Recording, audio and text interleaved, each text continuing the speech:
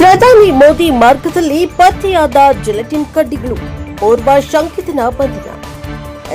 Art of living ಕಾರ್ಯಕ್ರಮದಲ್ಲಿ ಪಾಲ್ಗೊಳ್ಳಬೇಕಿದ್ದ ಪ್ರಧಾನಿ ಮೋದಿ ಅವರು ಸಂಚರಿಸುವ ಮಾರ್ಗದಲ್ಲಿ ಭಾನುವಾರ ಬೆಳಗ್ಗೆ 2 ಜಿಲೆಟಿನ್ ಕಡ್ಡಿಗಳು ಪತ್ತೆಯಾಗಿವೆ.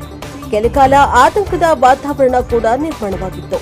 ಕನಕಪುರ ರಸ್ತೆಯಲ್ಲಿರುವ ಆರ್ಟ್ ಆಫ್ ಲಿವಿಂಗ್ನ ಧ್ಯಾನ ಮಂದಿರ ಉದ್ಘಾಟನೆಗೆ ಪ್ರಧಾನಿ ಮೋದಿ ತೆರಳುವ 1.5 ತಾಸು ಮೊದಲೇ ಕಗ್ಗಲಿಪುರ ಪೊಲೀಸ್ ಠಾಣಾ ವ್ಯಾಪ್ತಿಯ ತಾತಗುಣಿ ಬಳಿಯ ಒಡೆಯರಹಳ್ಳಿ ಗೇಟ್ ಬಳಿ ಬೆಳಗ್ಗೆ 10:30 ಸುಮಾರಿಗೆ ಈ ಜಿಲೆಟಿನ್ ಕಡ್ಡಿಗಳು ಪತ್ತೆಯಾಗಿವೆ.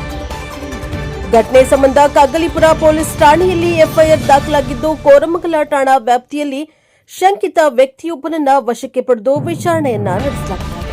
ಈ ನಡುವೆ ಪ್ರಕರಣದ ಕುರಿತು ತನಿಖೆಗೆ ಡಿವೈಎಸ್ಪಿ ನೇತೃತ್ವದಲ್ಲಿ 4 ತನಿಖಾ ತಂಡಗಳನ್ನು ರಚಿಸಲಾಗಿದೆ.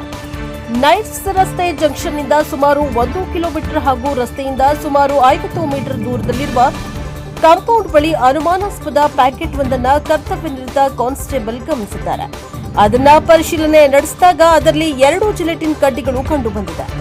ತಕ್ಷಣ ಅವರು ಹಿರಿಯ ಅಧಿಕಾರಿಗಳಿಗೆ ಮಾಹಿತಿಯನ್ನ ನೀಡಿದ್ದಾರೆ. ಕೂಡಲೇ ಐಎನ್ಟಿ ಸಬೋರ್ಟೇಜ್ ಚೆಕ್ ತಂಡ, ಬಾಂಬ್ ನಿಷ್ಕ್ರಿಯ ದಳ, ಎಫ್ಎಸ್ಎಲ್ ತಂಡ ಸ್ಥಳಕ್ಕೆ ದೌಡಾಯಿಸಿ ತೀವ್ರ ತಪಾಸಣೆಯನ್ನ ನಡೆಸಿ ಜಿಲೆಟಿನ್ ಕಡ್ಡಿಗಳನ್ನು ತೆರವುಗೊಳಿಸಿದರು. ಯಾವುದೇ ಅಪಾಯವಿಲ್ಲ ಎಂದು ಖಚಿತವಾದ ನಂತರ ಪ್ರಧಾನಿಗಳು ಆಶ್ರಮಕ್ಕೆ ಭೇಟಿ ನೀಡಿದ್ದಾರೆ. ಇನ್ನು ಘಟನೆ ಸಂಬಂಧ ಬೆಂಗಳೂರು ನಗರ ಪೊಲೀಸರು ಮತ್ತು ರಾಮನಗರ ಪೊಲೀಸರು ಜಂಟಿಯಾಗಿ ತನಿಖೆಯನ್ನ ನಡೆಸ್ತಾ ಇದ್ದಾರೆ. ಎಚ್ಎಎಲ್ ವಿಮಾನ ನಿಲ್ದಾಣದಲ್ಲಿ ನಡೆದ ಬಿಜೆಪಿ ಕಾರ್ಯಕ್ರಮದ ನಂತರ ಕನಕಪುರ ರಸ್ತೆಯಲ್ಲಿರುವ ಆರ್ಟ್ ಆಫ್ ಲಿವಿಂಗ್ನ ಧ್ಯಾನ ಮಂದಿರ ಉದ್ಘಾಟನೆಗೆ ಪ್ರಧಾನಿ ತೆರಳಬೇಕಿತ್ತು. ಆದರೆ ಅದಕ್ಕೂ ಮುನ್ನ ಜಿಲೆಟಿನ್ ಕಡ್ಡಿ ಪತ್ತೆಯಾದ ಹಿನ್ನೆಲೆಯಲ್ಲಿ ಪೊಲೀಸರು ಹೈ ಅಲರ್ಟ್ ಘೋಷಿಸಿದರು. ಎಚ್ಎಎಲ್ ಏರ್ಪೋರ್ಟ್ನಿಂದ ಕನಕಪುರ ರಸ್ತೆಯಲ್ಲಿರುವ ಆರ್ಟ್ ಆಫ್ ಲಿವಿಂಗ್ ವರೆಗೂ ಪೊಲೀಸರು ಹದ್ದಿನ ಕಣ್ಣಿಟ್ಟಿದ್ರು. ಆದರೆ ಯಾವುದೇ ಅನಾಹುತ ಸಂಭವಿಸಿದ ಹಿನ್ನೆಲೆಯಲ್ಲಿ ಪೊಲೀಸರು ನಿಟ್ಟುಸಿರನ್ನ ಬಿಟ್ಟಿದ್ದಾರೆ.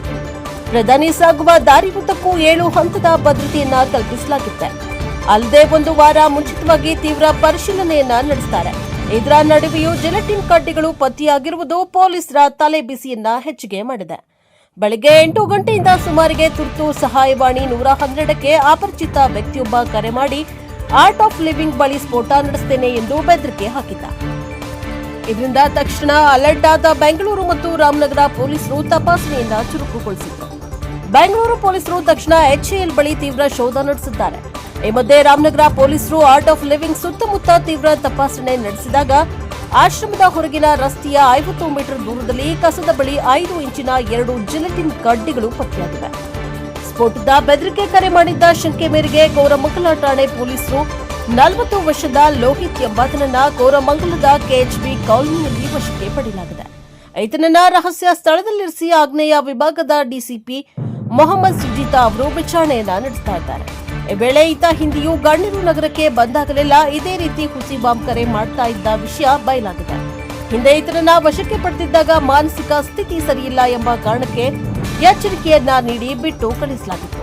ಲೋಹಿತ್ ಪದವೀಧರನಾಗಿದ್ದು ಈತನ ತಂದೆ ತಾಯಿ ಸರ್ಕಾರಿ ನೌಕರಿಯಲ್ಲಿದ್ದಾರೆ.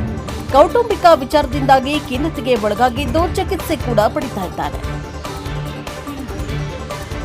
ದೇಶದ ಪ್ರಧಾನಿಗಳ ನಿಗದಿತ ಸಂಚಾರದ ರಸ್ತೆಯಲ್ಲೇ ಜಿಲೆಟಿನ್ ಕಡ್ಡಿಗಳು ಪತ್ತೆಯಾಗಿರುವುದು ಗಂಭೀರ ಭದ್ರತಾ ಲೋಪ ಮಾತ್ರವಲ್ಲ, ರಾಜ್ಯದ ಕಾಂಗ್ರೆಸ್ ಸರ್ಕಾರದ ಗಂಭೀರ ವೈಫಲ್ಯ ಎಂದು ಬಿಜೆಪಿ ರಾಜ್ಯಾಧ್ಯಕ್ಷ ಬಿವೈ ವಿಜಯೇಂದ್ರ ಆಕ್ರೋಶ ವ್ಯಕ್ತಪಡಿಸಿದ್ದಾರೆ. ಕಾಂಗ್ರೆಸ್ ಸರ್ಕಾರದ ಆಳ್ವಿಕೆಯಲ್ಲಿ ರಾಜಧಾನಿ ಬೆಂಗಳೂರು ಸೇರಿದಂತೆ ರಾಜ್ಯದಲ್ಲಿ ಕಾನೂನು ಸುವ್ಯವಸ್ಥೆ ಮತ್ತು ಭದ್ರತೆ ಸಂಪೂರ್ಣ ಕುಸಿದಿದೆ. ಗರಿಷ್ಠ ಭದ್ರತೆ ನೀಡಬೇಕಾದ ದೇಶದ ಪ್ರಧಾನಮಂತ್ರಿಯವರ ಸುರಕ್ಷತೆ ವಿಷಯದಲ್ಲಿ ಕಿಂಚಿತ್ತೂ ಲೋಪಕ್ಕೂ ಅವಕಾಶ ನೀಡಬಾರದು ಎಂದಿದ್ದಾರೆ. ಇಂತಹ ಸೂಕ್ಷ್ಮ ಗಂಭೀರ ವಿಷಯವನ್ನ ರಾಜ್ಯ ಸರ್ಕಾರ ಗಂಭೀರವಾಗಿ ಪರಿಗಣಿಸಬೇಕು.